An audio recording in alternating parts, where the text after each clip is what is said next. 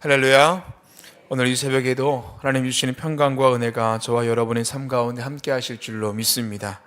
영상을 통해 예배하시는 그 자리에도 같은 은혜가 함께 하기를 주님의 이름으로 축원합니다. 오늘 말씀의 제목은 믿음을 의로 여기시는 하나님입니다. 믿음을 의로 여기시는 하나님. 어제 창세기 14장에서 훈련된 318명의 함께하는 사람을 이끌고 아브라함이 조카 룻을 구해냈습니다. 전쟁 후 아브라함 앞에 두 왕이 나타났습니다. 하나는 하나님의 제사장 멜기세덱, 또 하나는 세상의 방식으로 보상하려는 소돔 왕이었습니다. 아브라함은 소돔 왕의 제안을 거절하며 자신의 삶과 승리의 근원이 오직 하나님께 있음을 고백했습니다.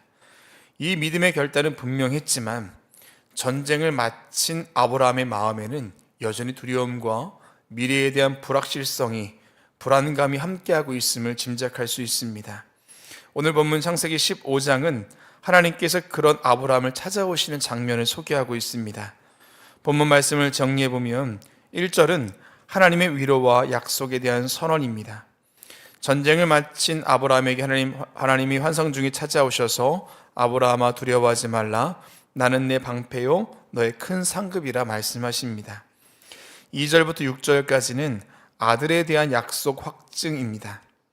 아브라함은 자녀가 없는 현실을 하나님께 아뢰입니다. 하나님께서는 내 몸에서 날짜가 내 상속자가 되리라 분명히 말씀하십니다. 그리고 하늘의 별을 보여주시며 내 자손이 이와 같으리라 하시는데 아브라함이 이를 믿었다라고 성경은 이야기합니다. 7절부터 17절까지는 후손에 대한 역사입니다. 아브라함은 어떻게 이 땅을 기업으로 받을 수 있습니까? 라고 묻자 하나님께서는 재물을 준비하게 하시고 해 질 때 깊은 잠이 아브라함에게 임하고 이후에 이어질 역사에 대해서 말씀하십니다.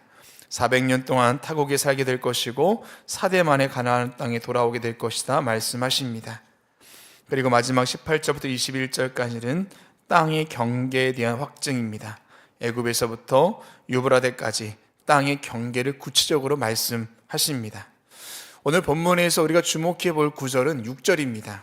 6절 말씀에 아브라함이 여호와를 믿으니 여호와께서 이를 그의 의로 여기셨다라고 이야기합니다. 아브라함은 이미 나이가 많고 사례는 아기를 낳지 못하는 현실이었습니다.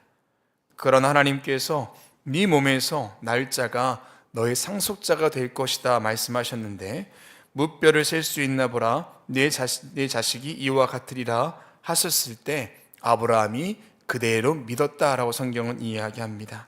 현실이 아니라 하나님 말씀을 신뢰했다라는 겁니다. 그리고 그 믿음을 하나님께서 의로 여기셨습니다. 여러분, 성경 속에서의 의는 하나님과 바른 관계에 있는 상태를 말합니다. 또한 하나님 앞에서 옳다함을 받은 상태가 바로 의입니다. 사랑하는 여러분, 오늘날 저와 여러분의 믿음 또한 하나님의 동일한 평가를 받는 줄로 믿습니다. 오늘 말씀을 통해서 그 믿음이 저와 여러분 가운데 함께 하시기를 주님의 이름으로 축원합니다. 첫 번째는 막연함을 아뢰이는 믿음입니다. 막연함을 아뢰이는 믿음. 우리는 신앙을 가지고 살아가지만 많은 순간에 설명할 수 없는 막연함을 마주하곤 합니다. 이 막연함은 분명한 실패도 아니고 뚜렷한 문제도 아닙니다. 그러나 마음을 무겁게 하고 때로는 무기력하게 합니다. 오늘 아브라함이 어쩌면 그런 막연함을 가지고 있었는지 모릅니다. 15장 1절 이후에라는 이 단순한 이 말 속에 한 가지 우리가 짐작할 수 있는 것이 있죠. 15장의 내용이 14장의 사건과 긴밀하게 연결되어 있다라는 것입니다.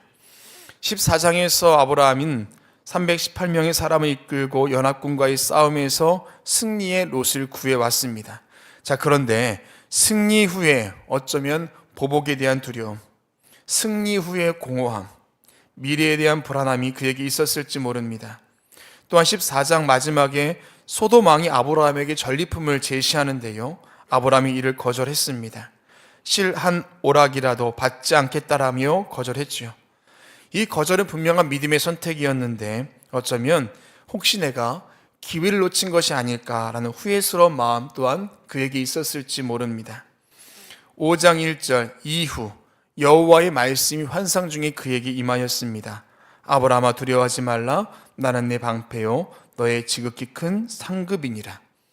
이 음성을 듣는 순간 아브라함이 속에 있던 말을 꺼내 놓습니다. 2절과 3절입니다. 아브라함이 이르되 주 여호와여 무엇을 내게 주시려 하나이까? 나는 자식이 없사오니 나의 상속자는 이 다메섹 사람 엘리에셀이니이다. 아브라함이 또 이르되 주께서 내게 씨를 주지 아니하였으니 내 집에서 길린 자가 내 상속자가 될 것이니이다. 이 말을 통해서 우리가 앞서 생각했던 승리 후에 찾아오는 공허함, 그리고 보복에 대한 두려움, 전리품을 취하지 않은 것에 대한 아쉬움, 이게 그에게 있었던 막연함의 전부가 아니었음을 알 수 있습니다. 아브라함은 하나님의 말씀에 따라서 가나안까지 왔습니다. 그러나 여전히 눈앞에 보이는 것은 막연함입니다. 약속은 들었지만 이루어지지 않았고, 믿음은 가졌지만 결실이 나타나지 않았습니다. 후손이라는 약속은 여전히 먼 이야기처럼 느껴졌다라는 겁니다. 우리 또한 동일한 마음의 생각을 가질 때가 있습니다. 하나님께서 약속은 하셨는데 응답이 참 더딥니다. 도무지 길이 보이지 않을 때가 있습니다. 내 건강과 우리의 기업과 우리의 자녀와 내가 하는 모든 일들 주님께 맡기며 걸어가지만 왜 이렇게 끝이 보이지 않는 걸까요?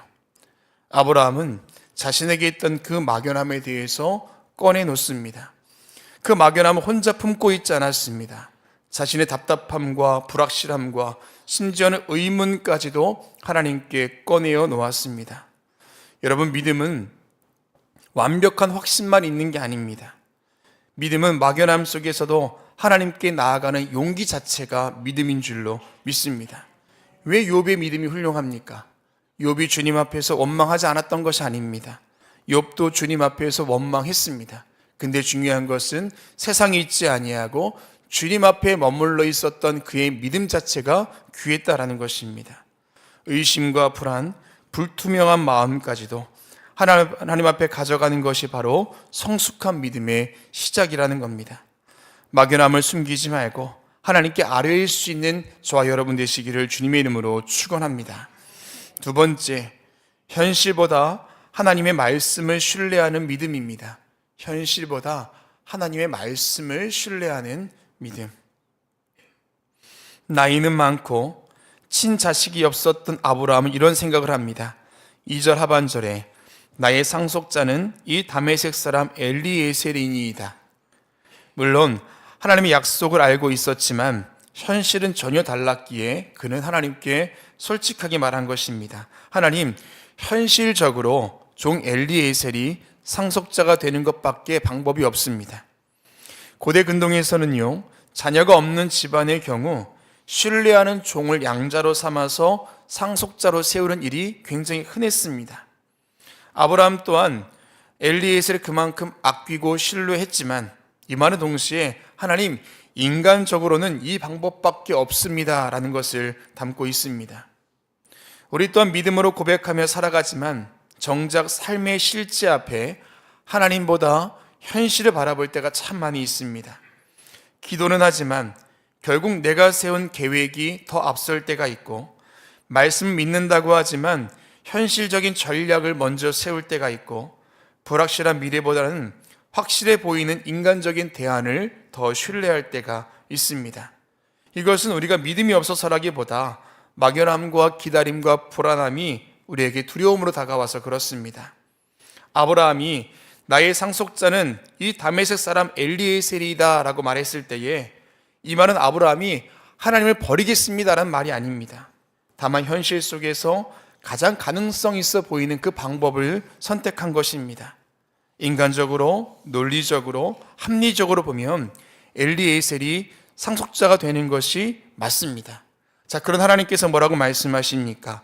4절 말씀에 그 사람이 내 상속자가 아니라 내 몸에서 날 자가 네 상속자가 되리라.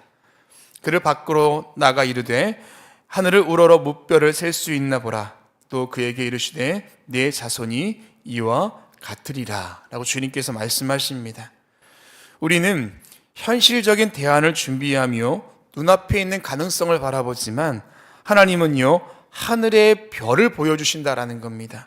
셀 수 없는 무한한 가능성을 그림으로 보여주신다라는 겁니다. 그리고 단호하게 말씀하십니다. 내 몸에서 날짜가 네 상속자가 되리라. 그리고 6절에서 아브라함이 6절 말씀 같이 한번 읽어보겠습니다. 6절입니다. 아브라함이 여호와를 믿으니 여호와께서 이를 그의 의로 여기셨다. 아멘. 아브라함이 하나님 앞에 자신의 현실적인 문제와 막연함과 연약함에 대해서 말씀드렸을 때 하나님께서 뭔가 보여주신 게 아닙니다. 없었던 게 생기지 않았습니다. 사사기 6장에 보면은요, 기드온이 하나님 정말 맞습니까? 라고 묻자 하나님은 기드온이 드린 제물을 바위 위에 나온 불로 태우셨습니다.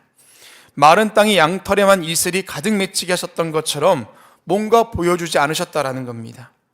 예전에 하셨던 말씀 다시 하셨고 늘 하늘에 떠있는 별 그것을 보게 하셨습니다. 새로운 게 없습니다. 그냥 있던 거 보여주셨고 하셨던 말씀 또 하셨습니다. 자, 그런데 아브라함이 여호와를 믿으니 라고 이야기합니다. 이 믿다라는 말은요, 히브리어로 아만이란 말에서 나온 말인데 지속적인 신뢰를 의미합니다. 순간적인 감정이 아니라 삶의 방향을 주님께 맡기는 행동이 바로 이 아만, 이 믿었다라는 말 속에 담겨 있습니다. 증거보다 하나님 자체에 대한 믿음의 고백이 바로 이 아만 속에 담겨 있다라는 겁니다. 여러분, 사람은요, 믿고 싶은 것을 믿으며 살아갑니다. 그런데 우리 믿음의 사람들은 무엇을 믿을까요? 믿고 싶은 것을 믿는 것이 아니라 정말 믿어야 할 것을 믿는 사람들인 줄로 믿습니다. 우리 현실보다 하나님 내게 주신 말씀을 끝까지 신뢰하며 걸어가는 저와 여러분 되시기를 주님의 이름으로 축원합니다. 마지막 세 번째는 약속을 붙들고자 하는 의지의 믿음입니다. 약속을 붙들고자 하는 의지의 믿음.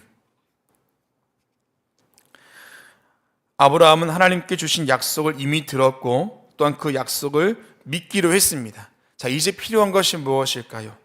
이제 그 약속 위에 자신을 올려놓고 순종하며 살겠노라는 그 의지입니다. 6절에서 아브라함의 믿음을 의로 여기신 하나님께서 다시 약속을 확증해 주시는데 7절 말씀입니다. 나는 이 땅을 내게 주어 소유로 삼게 하려고 너를 갈대아인의 우르에서 이끌어낸 여호와니라. 이미 여러 번 말씀하셨지만 또 말씀하십니다. 왜냐하면 약속은요, 되새길수록 붙들 힘이 생기기 때문에 그렇습니다. 아브라함은 하나님께 묻습니다. 내가 이 땅을 소유로 받을 것을 무엇으로 알 수 있습니까? 이 말은 의심에서 나온 질문이 아니라 더 단단히 그 약속을 붙들고자 하는 그의 의지를 우리가 볼 수가 있습니다. 하나님, 저는 그 약속을 믿고 싶습니다. 그 약속을 더 분명히 붙잡을 수 있도록 도와주십시오라는 그의 의지가 담겨 있는 말이 바로 이 8절의 말씀이라는 겁니다. 하나님은 아브라함에게 재물을 준비하라 말씀하시죠. 그리고 아브라함은 10절 말씀 보니까 아브라함이 그 모든 것을 가져다가 그 중간을 쪼개고 그 쪼갠 것을 마주 대하여 놓고 그 새는 쪼개지 아니하였으며, 재물을 쪼개는 것은요, 당시 고대 근동 지역에서 매우 진지한 언약 체결 방식입니다. 이 언약을 깨면 나도 이렇게 쪼개어질 것입니다 라는 그 의미를 담고 있는 행동이 바로 이 재물을 쪼개놓는 방식입니다. 그리고 17절 말씀 보니까 해가 져서 어두울 때에 연기나는 화로가 보이며 타는 횃불이 쪼갠 고기 사이로 지나더라 이야기합니다. 쪼갠 재물 자체가 주는 의미도 있지만 하나님께서 그 사이로 지나가셨다라는 것을 성경 속에서 이야기하죠. 그 언약의 책임이 재물을 드린 사람에게만 있는 것이 아니라 재물을 받으신 주님께도 있다라는 겁니다. 여러분, 요즘은 그렇지 않지만 우리 예전에 사람과 사람 사이 약속을 할 때 어떻게 했습니까? 새끼손가락 손에 걸고 꼭꼭 약속해. 여러분, 왜 새끼손가락을 손에 걸고 꼭꼭 약속을 했을까요? 왜 하필이면 새끼손가락이었을까요? 여러분, 새끼손가락을 손에 건다라는 것은요, 이 사람과 사람 사이의 관계를 의미합니다. 이제는 두 사람 사이에 관계가 있다라는 거죠. 한 사람이 거는 게 아니라 서로가 서로에게 거는 그 연결점이 생겼다라는 겁니다. 오늘 이 말씀은요, 아브라함이 일방적으로 주님 앞에서 하나님, 나는 이런 약속을 한 사람입니다라고 말한 것이 아니라 하나님 또한 그 쪼갠 재물 사이로 지나가시면서 나 또한 그 약속을 지킬 것이다라는 확신을 그에게 주고 있다라는 것입니다. 여러분, 우리가 믿음의 생활하면서 동일한 믿음의 고백과 의지가 필요합니다.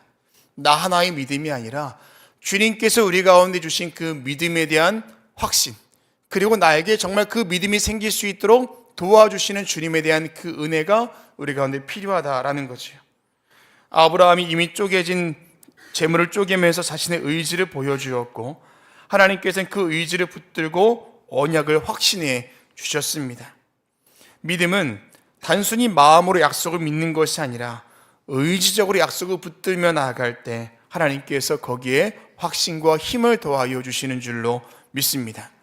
오늘 저와 여러분 가운데에도 그 믿음 가지고 걸어가는 저와 여러분 되시기를 주님의 이름으로 축원합니다. 기도하겠습니다.